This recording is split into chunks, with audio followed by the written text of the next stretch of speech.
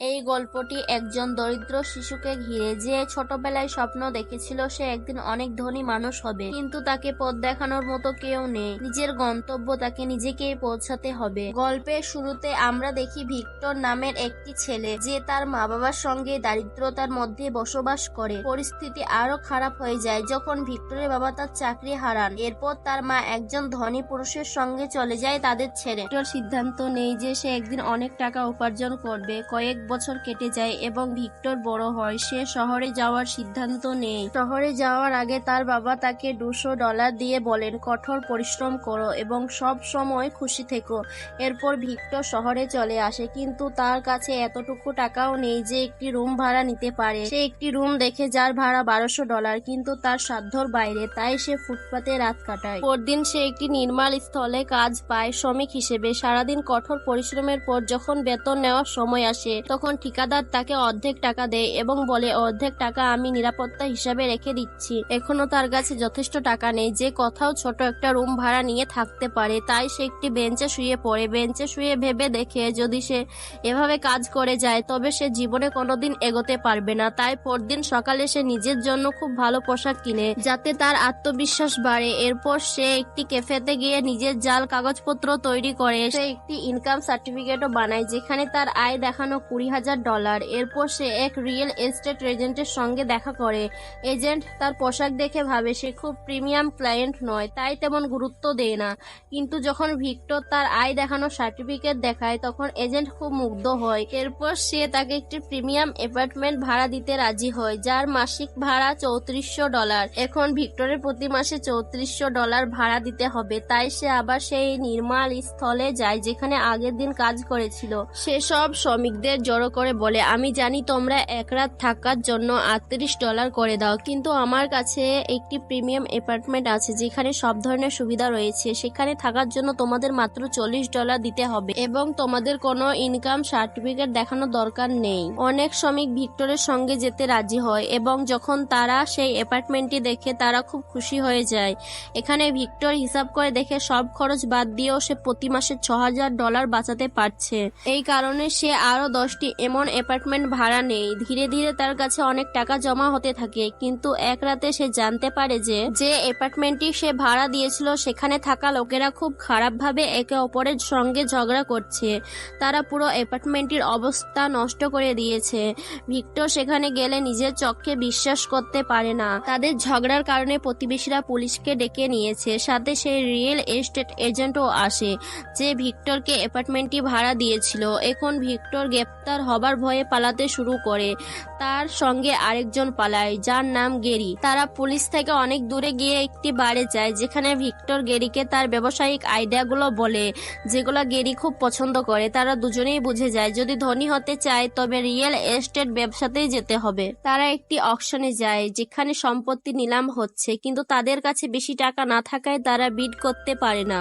তাই তারা সেখান থেকে বেরিয়ে আসে। সেখানে তারা একজন গার্ডকে দেখতে পায়। ভিক্টর সেই গার্ডের সঙ্গে কথা বলে এবং বলে, আমরা তোমাকে কিছু টাকা দেব, কিন্তু পরবর্তী নিলামে আমাদের সাহায্য করতে হবে। গার্ড রাজি হয়ে যায়। এরপর তারা পরবর্তী অকশনে যায়। সেখানে আরো অনেক মানুষ আসে সম্পত্তি কিনতে। গার্ড সবাইকে একটি অন্য ঘরে নিয়ে যায় যেখানে নিলাম হচ্ছে, আর ভিক্টর ও গেরি চলে যায় সেই ঘরে যেখানে আসল নিলাম হচ্ছে। সেখানে শুধু তারা দুজনই থাকে। এই সুযোগে তারা অনেক সম্পত্তি খুব কম দামে কিনে ফেলে। পরবর্তী নিলামে একটি বিশাল বিল্ডিং নিলাম হচ্ছে যার দাম $35,000। তাদের কাছে এত টাকা নেই, তবুও ভিক্টর বিড করে এবং সেই 20 তলা বিল্ডিংটি $35,000 কিনে নেয়। তাদেরকে এই টাকা 7 দিনের মধ্যে পরিশোধ করতে হবে, না হলে শুধু বিল্ডিংটি হারাবে না, বরং অনেক বড় অঙ্কের জরিমানাও গুনতে হবে। গেরি ভিক্টরকে জিজ্ঞেস করে, আমরা এত টাকা কোথা থেকে আনবো? ভিক্টর বলে, আমরা ব্যাংক থেকে ঋণ নেব। এরপর গেরির এক বন্ধু যে একটি ব্যাংকে ম্যানেজার, তার সঙ্গে দেখা করতে যায়। ভিক্টর ও গেরি ব্যাংকে গিয়ে ঋণের দাবি করে, কিন্তু তাদের কাছে কোনো কাগজপত্র নেই। তাই ব্যাংক ম্যানেজার তাদের জিজ্ঞেস করেন, তোমাদের কাছে জামানতের জন্য কি আছে? ভিক্টর বলে, আমাদের কাছে একটি 20 তলা বিল্ডিং আছে এবং প্রতিটি অ্যাপার্টমেন্টের দাম $30,000, অর্থাৎ পুরো বিল্ডিংটির মূল্য 6 মিলিয়ন। যদিও এটা সত্য নয়, আসলে সেই ফ্ল্যাটগুলোর দাম এত বেশি নয়। ব্যাংক ম্যানেজারের নাম নিকোল। সে তাদের কথায় প্রভাবিত হয়। সে ভাবে যদি এত বড় একটি ঋণ অনুমোদন করে তাহলে তারও প্রমোশন হবে। এই কারণেই সে তাদের ঋণ অনুমোদন করে দেয়। এরপর ভিক্টরের বন্ধু গেরির সাহায্যে তারা এমন কিছু লোকের নাম্বার জোগাড় করে যারা সম্পত্তিতে বিনিয়োগ করতে চায় বা কিনতে চায়। তারা সেই সব ক্লায়েন্টদের তাদের প্রপার্টিতে আমন্ত্রণ জানায়, কিন্তু তার আগে তারা নিজেরাই সেই বিল্ডিংটি দেখতে যায়। ভেতরে গিয়ে তারা দেখে বিল্ডিংটির অবস্থা খুব খারাপ। তারা বুঝে যায় যদি এই অবস্থা দেখিয়ে ক্লায়েন্টদের দেখানো হয় তবে কেউই টাকা বিনিয়োগ করবে না, অথচ আগামীকালই সবাই এখানে আসবে। তাই তারা দুজনে তাদের তৃতীয় পার্টনারের সঙ্গে মিলে একটি পুরো অ্যাপার্টমেন্ট রং করতে শুরু করে। সারা রাত কাজ করার পর তারা শেষ করে ফেলে। পরদিন সকালে সব ক্লায়েন্ট এসে হাজির হয়। তারা খুব উৎসাহের সঙ্গে সেই অ্যাপার্টমেন্ট বিল্ডিং উপস্থাপন করে। তো বিশ্বাস ও উপস্থাপন দেখে সবাই বিশ্বাস করে, সবাই ডকুমেন্টে সই করে ফেলে। একজন বৃদ্ধ লোকও সেখানে ছিলেন, যিনি বলেন, আমি আমার সারা জীবনের সঞ্চয় দিয়ে এই অ্যাপার্টমেন্ট কিনছি, এটা আমার নাতিকে উপহার দিতে চাই। ভিক্টর বলে, চিন্তা করবেন না, আমরা আপনার সঙ্গে কোনো প্রতারণা করব না। সব অ্যাপার্টমেন্ট বিক্রি হয়ে যায়। তারা অনেক টাকা উপার্জন করে। ব্যাংক থেকে নেওয়া ঋণটিও তারা পরিশোধ করে দেয়। ফলে নিকোলের প্রমোশনও হয়ে যায়। যদিও ভিক্টর ও গেরি জানে যে তারা মানুষের সঙ্গে প্রতারণা করেছে। শুরুতে কিছুটা অপরাধ বোধও হয়, কিন্তু টাকার ঝলকে ভিক্টর সব ভুলে যায়। এখন সে নিকোলকে ডেট করতে শুরু করে। পরে তারা বিয়েও করে ফেলে। কিন্তু ভিক্টরের লোভ এখানেই শেষ হয় না। সে আরো ধনী হতে চায়। খুব ধনী হওয়ার ইচ্ছায় ভিক্টর এবার নিজের একটি কোম্পানি শুরু করে। এটি একটি রিয়েল এস্টেট কোম্পানি। এর জন্য সে আবার ব্যাংক থেকে ঋণ নেয় নিকোলের সাহায্যে। এবারে সে একেবারে বিলিনিয়ার হয়ে যায়, যেটা ছিল তার শৈশবের স্বপ্ন। সে করে দেখায় যা সে ছোটবেলায় ভাবতো। নিজের জন্য একটি বিশাল বাড়ি কিনে, তার বাবাকে একটি বিলাসবহুল গাড়ি উপহার দেয়। তারপর সে যায় তার মায়ের কাছে একটি অনেক দামি হার নিয়ে। সে চায় তার মাকে অপমান করতে। সে বলে, তুমি টাকার জন্য আমাকে আর আমার বাবাকে ছেড়ে চলে গিয়েছিলে। তার মা এটা শুনে অবাক হয়ে যায়। তিনি বলেন, তোমার মনে হয়তো কোনো ভুল ধারণা আছে। আমি কখনো টাকার জন্য তোমাদের ছাড়িনি। যাকে আমি বিয়ে করেছিলাম, আমি সত্যিকারের ভালোবেসেছিলাম তাকে। তিনি সেই দামি নেকলেসটিও নেন না। সত্যিটা জানার পর ভিক্টর খুব দুঃখ পায়। আসলে এতদিন ধরে সে যত টাকা উপার্জন করেছে সবটাই সে করেছে তার মাকে অপমান করার জন্য, কিন্তু তার ধারণা পুরোপুরি ভুল ছিল।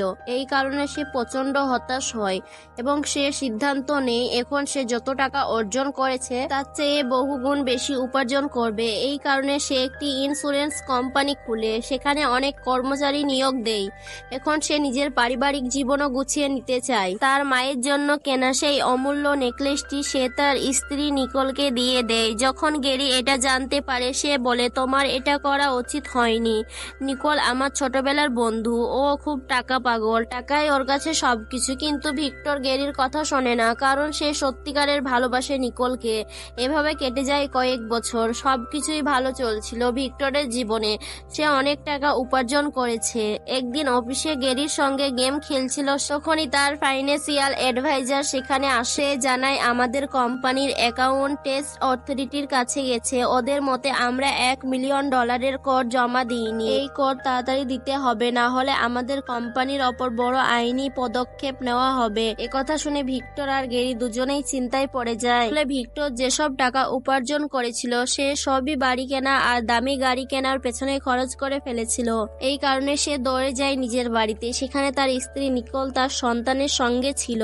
ভিক্টর জিজ্ঞেস করে, আমি তোমাকে যে নেকলেসটি দিয়েছিলাম সেটা কোথায়?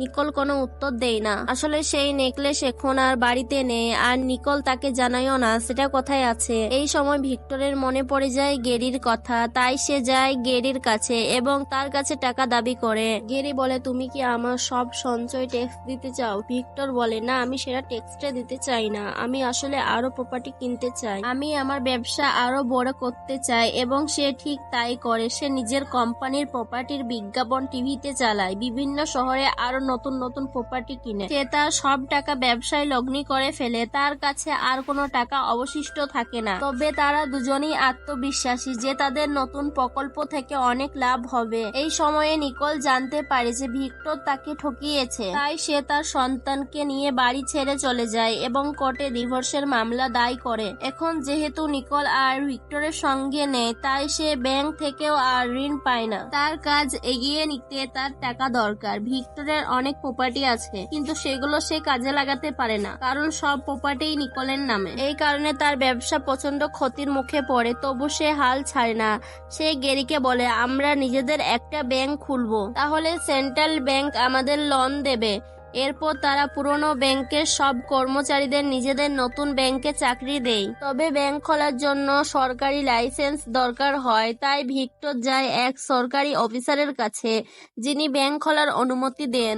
তিনি বলেন, তোমার যোগ্যতা নেই ব্যাংক খোলার, কিন্তু ভিক্টর তাকে মোটা অঙ্কের ঘুষ দেয়। এরপর সেই অফিসার তাকে অনুমতি দিয়ে দেয়। এইভাবে ভিক্টর তার কোম্পানিকে ডুবতে ডুবতে বাঁচায়। তারা আনন্দ করে, পার্টি করে। কিন্তু এক রাতে হঠাৎ পুলিশ তাদের বাড়িতে এসে হাজির হয়। পুলিশ ভিক্টরকে গ্রেফতার করে। ভিক্টরের বিরুদ্ধে রয়েছে অনেক অভিযোগ, যেমন ট্যাক্স ফাঁকি দেওয়া, মানুষকে প্রতারণা করা, কম দামে প্রপার্টি কিনে বেশি দামে বিক্রি করা, সরকারি অফিসারকে ঘুষ দেওয়া ইত্যাদি। এবং এখন ভিক্টর জেলে। সে বুঝতে পারছে না এখন কি করবে।